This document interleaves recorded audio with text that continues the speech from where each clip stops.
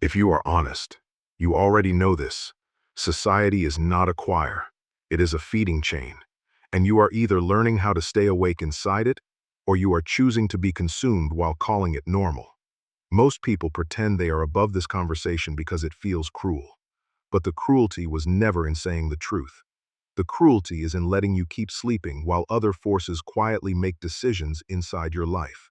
Your time, your attention, your money, your relationships, they are all being processed. Not with malice, not always with hatred, with appetite. So today, I'm going to say what most channels won't dare say. Not to make you feel edgy, to give you a weapon, clarity. Because once you can see the mechanism, you can stop donating your life to it. You probably notice something that doesn't fit the polite story. The more good a person tries to be, the more they get stuck, the more they follow rules, the more they get punished for being late to the game that nobody told them existed. Meanwhile, the people who talk the least about fairness often get promoted, funded, protected, and forgiven. It's like the world has two economies. One is moral language, the other is energy. This video is about that second economy, the one built from feeding, bargaining, control, and fear. And the uncomfortable part is this: you can't escape it by thinking harder about virtue. You escape it by changing your level of awareness and your relationship with power. Let's start with the oldest pattern, dressed in new clothes. In nature, the weak do not negotiate with the strong. They survive by being useful or by being overlooked. The strong absorb what they need to keep moving. That is how bodies work. It is also how systems work. Social evolution didn't erase appetite. It refined it. It built contracts instead of claws. It built reputations instead of teeth. It built manners instead of blood. That's why the forms change and the function stays. A poor person feeds themselves on animals, on plants, on whatever energy can be extracted from the world without needing permission. A rich person feeds themselves on something more abstract but just as real. They feed on time, on labor, on belief, and on the emotional stability of those who have to live under pressure. Notice the wording people use when they want you to stay asleep. They call it contribution. They call it opportunity. They call it work culture. They call it networking. They call it value creation. But underneath, there is always an exchange of energy where someone pays with more than they receive. Even the moral language is part of the mechanism. When the weak cannot change reality, they create comforting stories. And the most powerful comfort story is morality. Not because morality is fake, but because morality is a tool that can be weaponized. Here is the pattern you've probably seen. A person feels powerless, so they become intensely righteous. They don't just care about justice, they need justice to exist as a shelter. They need to believe the world will eventually correct itself. They need to believe their suffering is meaningful because they cannot reduce it.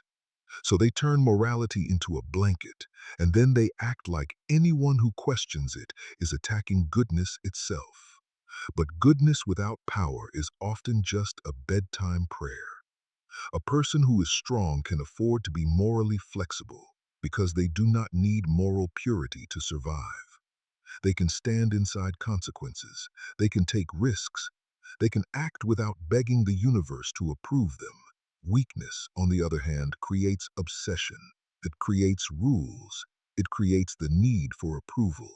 It creates the need for someone to punish the enemy so the powerless can feel temporarily safe. This is why morality looks so different depending on the person's internal strength. Some people preach ethics because they want to limit other people's actions so they can control outcomes. Others preach ethics because they are terrified of their own darkness and they cannot face the fact that they are choosing a cage, not a path. You want micro stories? Here's one. Imagine you work a job where management says we are a family. They make you do unpaid team building. They praise hustle while cutting benefits. They schedule meetings at night because we're all invested. When you complain, they accuse you of not having the right attitude. They say, we are compassionate here, we care. But what they care about is obedience. They are feeding on your time and calling it love. Then there is the influencer who tells you that happiness is simple, that minimalism is freedom, that you should stop chasing. But their lifestyle is built on the exact opposite. They sell certainty. They sell envy.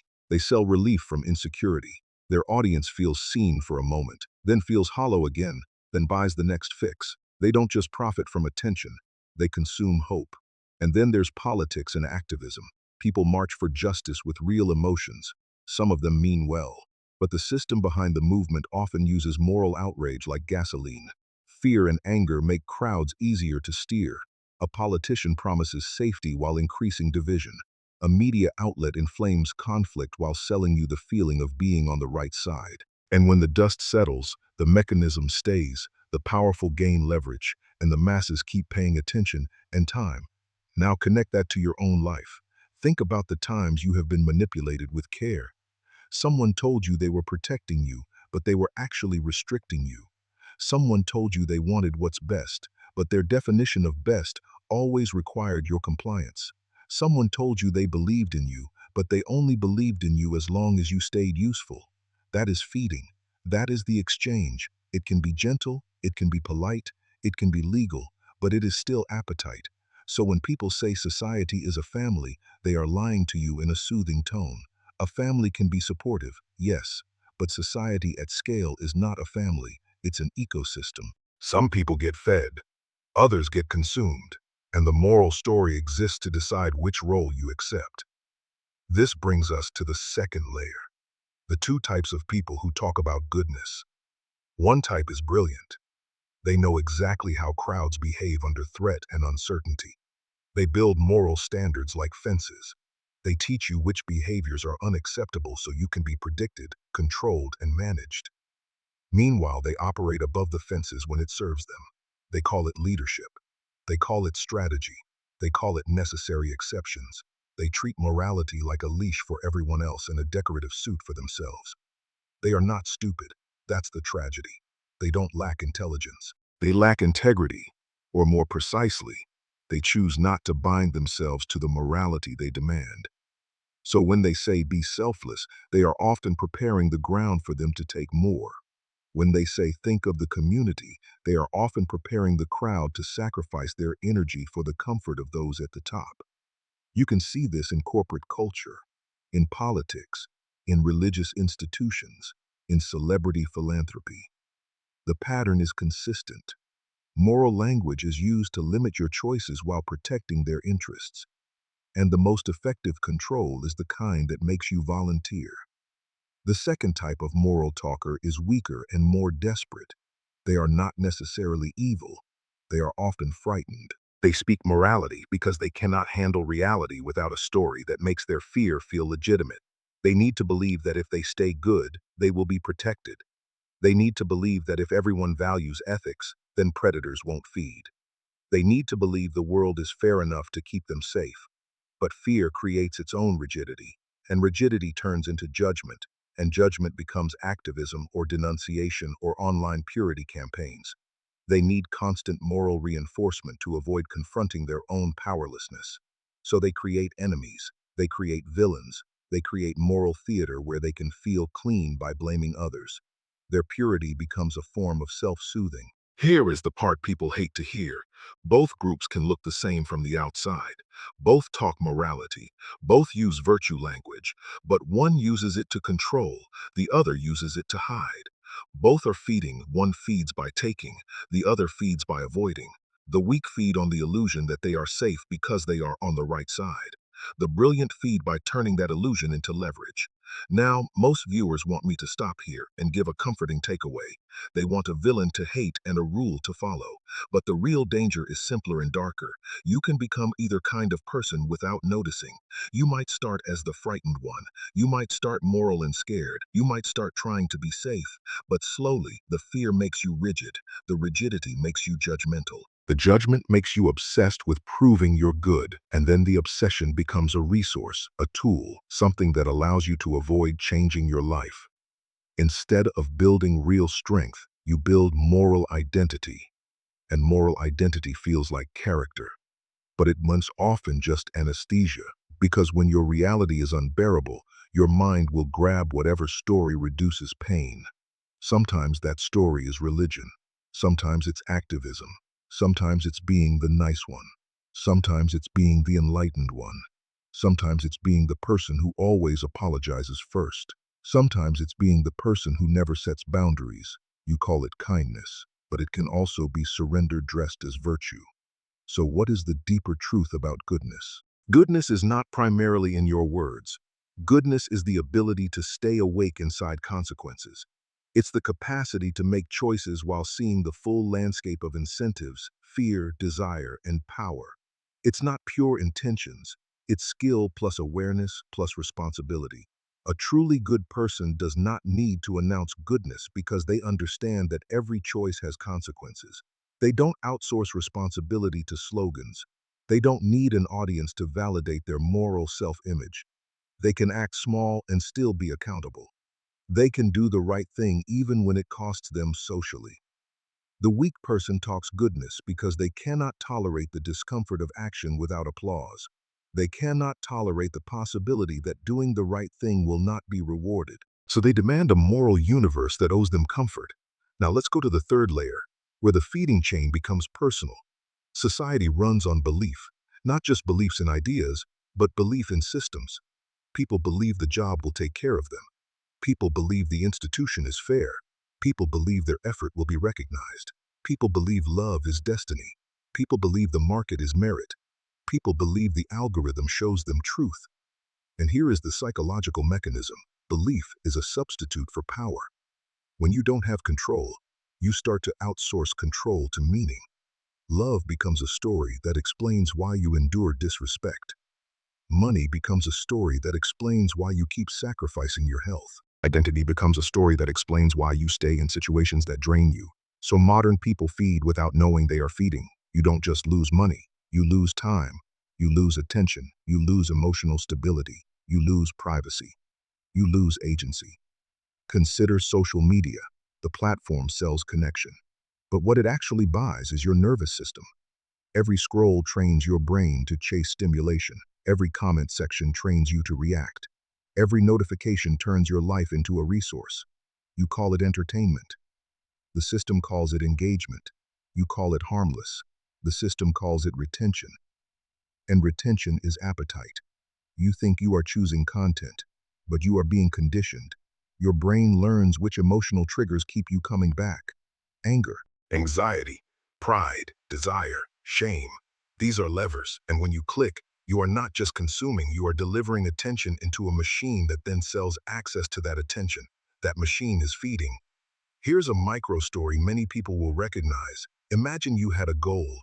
You were going to work on your career, your body, your finances, your relationships. Then you open your phone for 5 minutes. 5 minutes becomes 30. 30 becomes 2 hours. You tell yourself you'll make up the time later, but the later never comes because the later depends on energy you already handed away. That is how the feeding chain works in ordinary life. It doesn't always require violence. It uses friction, addiction, and distraction. It uses your need for relief from uncertainty. It turns avoidance into habit, and you end up exhausted, feeling guilty, feeling stuck, and blaming yourself for not having discipline, when the deeper issue is that you are an energy source for a system that profits from your volatility. This is also why love becomes complicated. People often enter relationships like they're entering moral negotiations. They bring goodness as a contract. They think if they are kind enough, the other person will be stable enough. They think if they sacrifice enough, loyalty will appear. They think they can earn safety through virtue. But that's not how real attachment works. Some people attract each other because they match. Others stay together because one person is feeding on the other's tolerance. The relationship becomes a feeding chain with romance language wrapped around it. You can detect it by paying attention to the emotional accounting. Do you leave the relationship with more clarity or more confusion? Do you feel stronger or smaller? Does conflict lead to repair, or does conflict lead to punishment and silent control? Do you feel free to express needs, or do you feel guilty for having them? When love is healthy, power is shared through accountability. When love is unhealthy, power is hidden behind morality. The person who wants control will often call themselves understanding. They will call your boundaries selfish. They will call your refusal disrespect. They will call their volatility stress.